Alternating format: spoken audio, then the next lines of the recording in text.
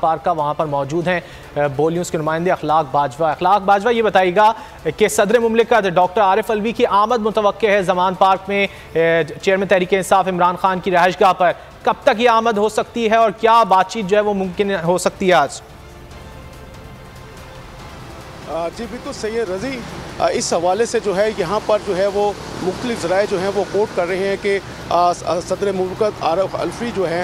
वो यहाँ पर ज़मान पार्क में इमरान खान की खैरियत दरियाफ्त करने के हवाले से उनकी आमद जो है वो मुतवक्को है। इस हवाले से कंफर्मेशन अभी तक नहीं है, लेकिन अलबत्ता यहाँ पर सिक्योरिटी के जो इंतहाई फुल प्रूफ इंतजाम किए गए उससे ऐसे ही लगता है कि बहुत बड़ी शख्सियत की आमद यहाँ पर मुतवक्को की जा रही है। और दूसरी जानिब जहाँ पर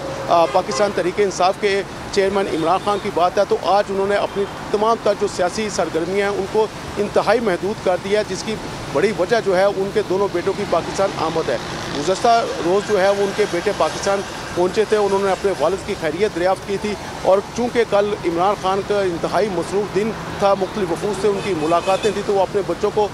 उस तरह टाइम नहीं दे सके जिस तरह देना चाहिए। अलबत्ता गाहे बगाहे वो कल भी जो है वो कासम और सलमान से वो मुलाकात करते रहे। रात का जो डिनर था वो तीनों ने इकट्ठे किया और आज सुबह जो है वो नाश्ता भी जो है वो तीनों बाप बेटों ने इकट्ठा किया है। और इस हवाले से आज उन्होंने खुसूसी तौर पर अपने स्टाफ को हदायत दे दी हैं कि उनकी जो मुलाकातें वो इंतहाई महदूद जो हैं वो होंगी, सिर्फ चंद एक लोगों से ही उनकी मुलाकात होगी। ज़्यादातर वक्त जो है वो अपने बेटों के साथ इमरान खान जो है वो गुजारना चाहते हैं। उसकी बड़ी वजह यह है कि एक अरसे के बाद जो है वो दोनों कासम और सलमान की जो है वो अपने वालिद से मुलाकात हुई है, तो इस मुलाकात को वो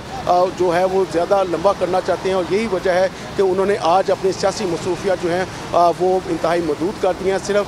जो रात 5 बजे शाम 5 बजे के बाद जो है वो हकीकी आज़ादी मार्च के शुरा से जो है वो खिताब किया जाएगा और ज़्यादा वक्त जो है वो आज भी हकीकी आज़ादी मार्च के शुरा से खिताब किया जाएगा। अखलाक बाजवा, आपने हमें ज़मान मार्ग से नवाज़िश